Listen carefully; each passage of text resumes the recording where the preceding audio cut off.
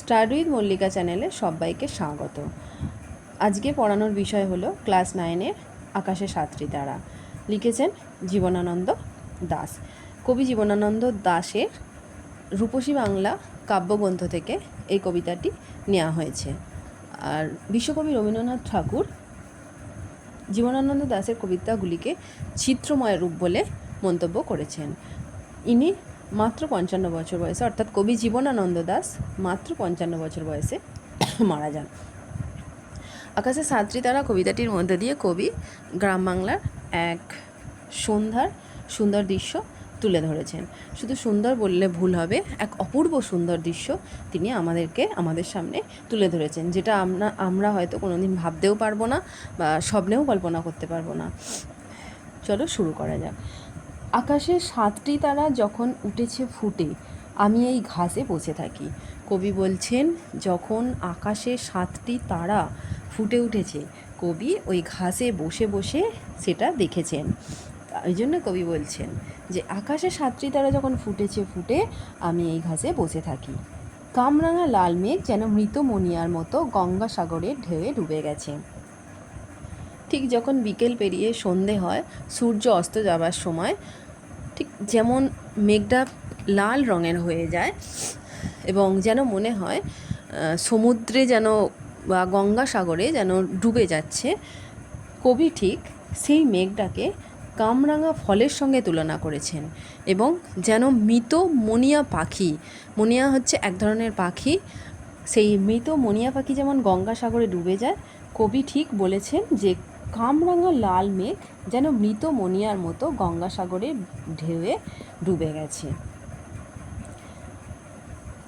আসিয়াছে শান্ত অনুগত বাংলার নীল সন্ধ্যা, তার সাথে সাথে এসেছে শান্ত অনুগত বাংলার নীল সন্ধ্যা। যেহেতু সন্ধ্যা, আকাশ নীল, এখনও অন্ধকার আসেনি, তাই কবি সন্ধ্যাকে নীল বলেছেন। কেশবতী কন্যা যেন এসেছে আকাশে, আকাশ অন্ধকার হয়ে আসছে, তাই কবির ভাবনায় যেন কোনো এক ঘন চুল বিশিষ্ট কোনো এক মেয়ে যেন আকাশে এসেছে। আমার চোখের পরে, আমার মুখের পরে চুল তার ভাসে। আস্তে আস্তে যখন সন্ধ্যা পেরিয়ে অন্ধকার নেমে আসছে, কবি আর দেখতে অসুবিধে হচ্ছে, কবি চোখে অন্ধকার লাগছে, তাই কবি নিজের ভাষায় নিজের মনের দৃষ্টি দিয়ে, নিজের চাক্ষুষ দৃষ্টি দিয়ে তিনি বলছেন যে ওই যেন কেশবতী কন্যার চুল যেন কবির চোখের পরে, কবির মুখের পরে ভাসছে। পৃথিবীর কোনো পথ এ কন্যারে দেখেনি কো, দেখি নাই অত। কবি বলছেন যে পৃথিবীর কোনো পথ এই কন্যারে দেখেনি। ওই কন্যাটা যে আকাশে এলো, ও তো কোনো পথ দিয়ে আসেনি, যেটা কবির কল্পনায়, তাই কবি বলছেন যে পৃথিবীর কোনো পথ এই কন্যাকে দেখেনি, দেখে নাই অত।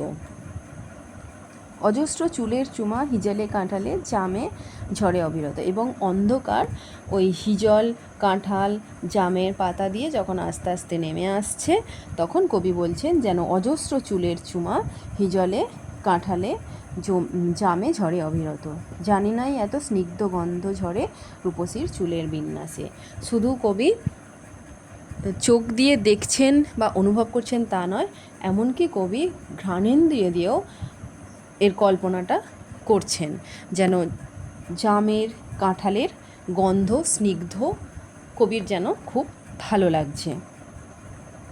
পৃথিবীর কোনো পথে নরম ধানের গন্ধ, কলমির ঘ্রাণ। পৃথিবীর কোনো না কোনো পথে বা অনেক জায়গাতেই কলমির ঘ্রাণ,